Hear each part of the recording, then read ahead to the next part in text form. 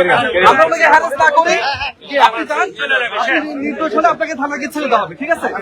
আচ্ছা, জিজ্ঞাসাবাদ হোক যেহেতু এটা একটা ইয়া হয়ে গেছে।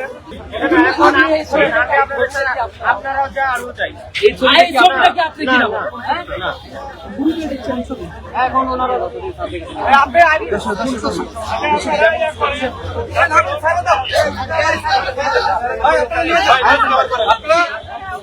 আপনি থানায় যান, আপনি যদি নির্দোষ হন ওনারা জিজ্ঞাসাবাদ ছিল আপনাকে ছেড়ে দেবে, তাই তো?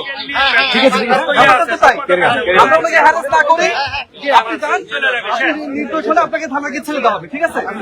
আচ্ছা, আমরা কি তাকে আপাতত হেফাজত করবো? আটক করবো?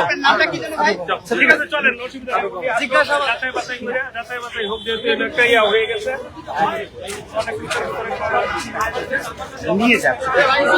যেমনটি দেখছিলেন যে একটু আগে যার কথা বলছিলাম যে আওয়ামী সংশ্লিষ্টতার কথা বলছিলেন, তাকে পুলিশ হেফাজতে নিয়ে যাওয়া হচ্ছে। দেখিয়ে নিয়ে যাবেন। আমি পারবো না। ফোন দিয়ে আপনি সম্পাদককে বলেন থানায় যেতে যান। এর পরে আপনার নিবন্ধন নাম্বার দেখায় আপনি লয়ে যান। ভালো কাজ করলাম, সম্পাদক আমাকে 100 প্রশ্ন করে। আপনি কোথাকার সাংবাদিক?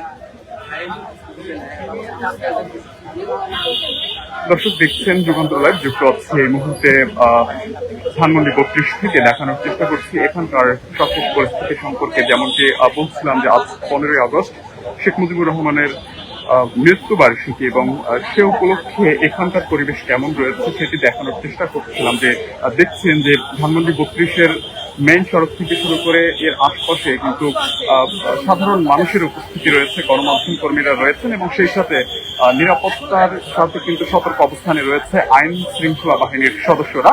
এবং একটু আগে একজনকে তারা সন্দেহভাজন হিসেবে জিজ্ঞাসাবাদ করেছেন, তিনি পরিচয় দিয়েছেন একজন গণমাধ্যম কর্মী। পরবর্তীতে তাকে ঘিরে আসলে একটু দোটানা শুরু হয়েছে। অনেকেই বলছিলেন তিনি আওয়ামী সংশ্লিষ্ট,